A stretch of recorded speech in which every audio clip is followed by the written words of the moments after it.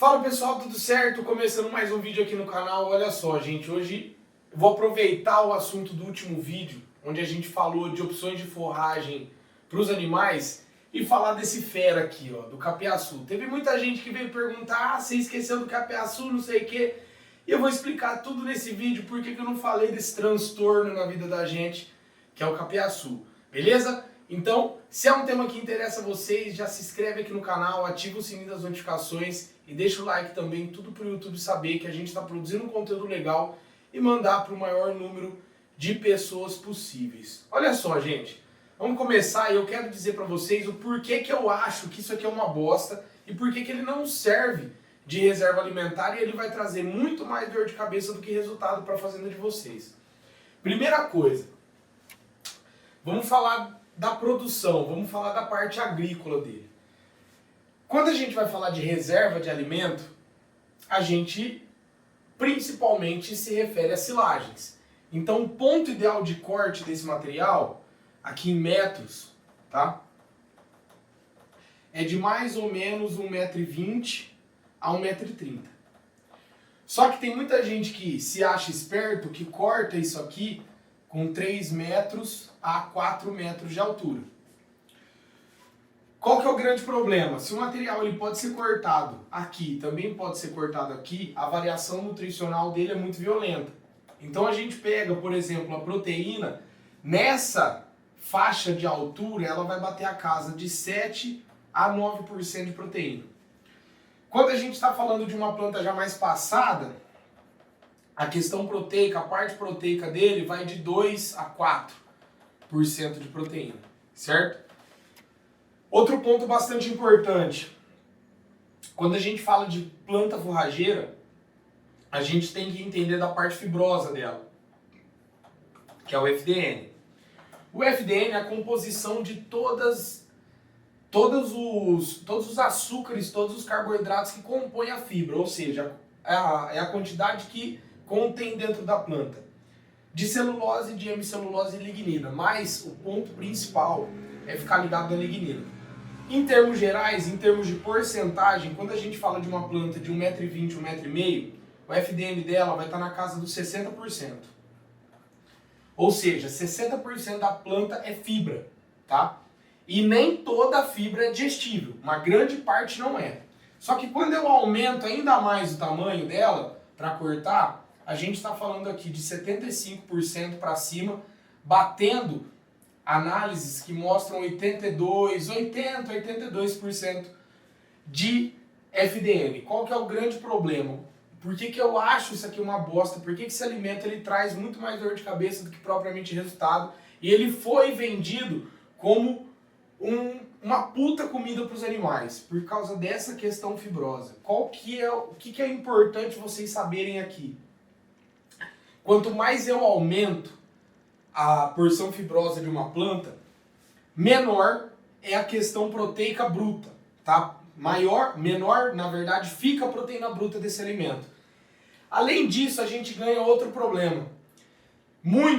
Tanto nessa planta mais jovem, essa planta mais baixa, quanto na planta mais alta, muito da proteína fica ligada à lignina, certo?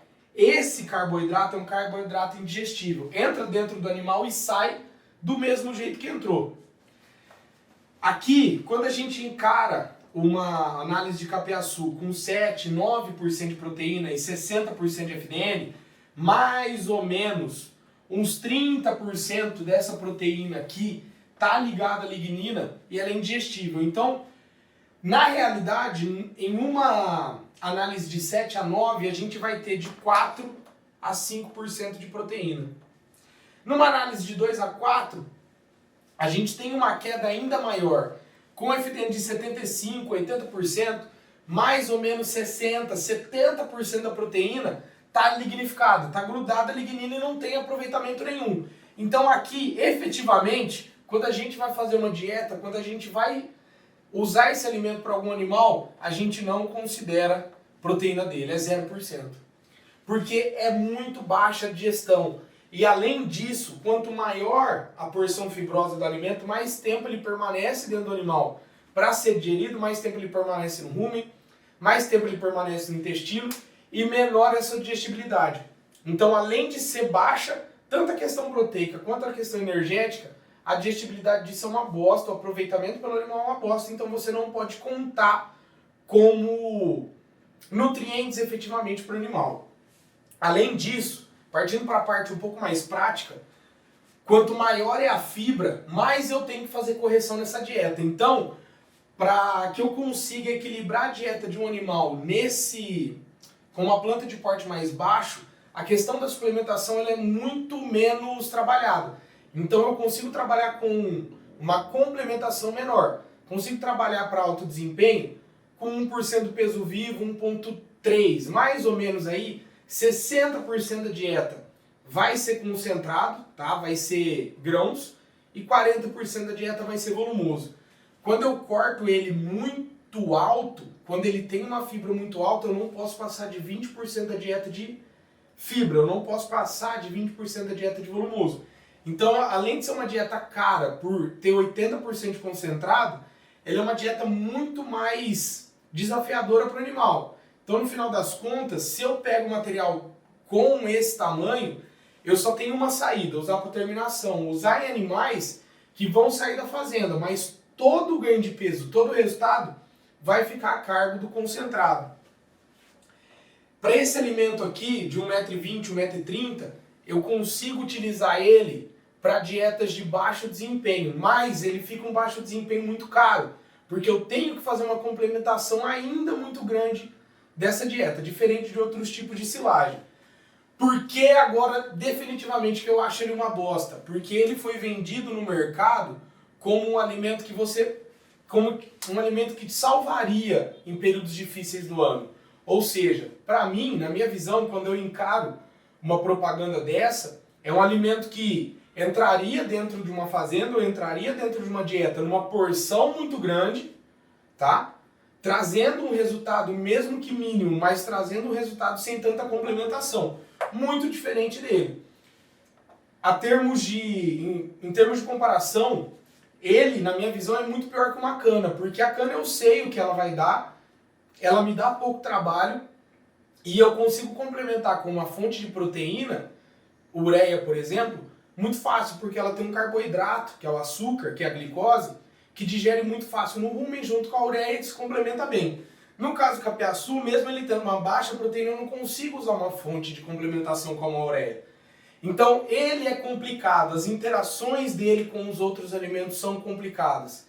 Uma coisa que você consegue fazer para amenizar esse problema, quando for cortar ele para ensilar, corta ele com 1 a 1,5 cm no máximo. Quanto mais você fraciona a fibra dele no momento do corte, melhor como melhor o animal vai conseguir digerir. Mas também não é aquela puta melhora. Vai melhorar 10, 15, 20% no máximo da digestão, tá? Bom, isso é o que eu queria falar pra vocês. Eu acho ele ruim por esse motivo. Se você que tá vendo aí não concorda comigo, use o espaço para comentários.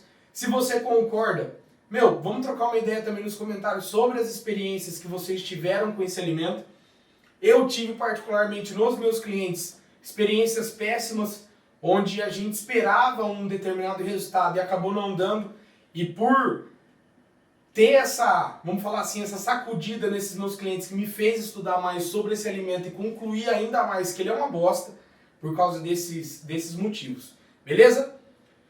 Mais uma vez, valeu pessoal por ter assistido o vídeo. Se você gostou, já se inscreve aqui no canal, ativa o sininho das notificações, deixa o like, é importantíssimo pra gente continuar fazendo um conteúdo que realmente vai te ajudar dentro da fazenda. Até o próximo vídeo. Valeu!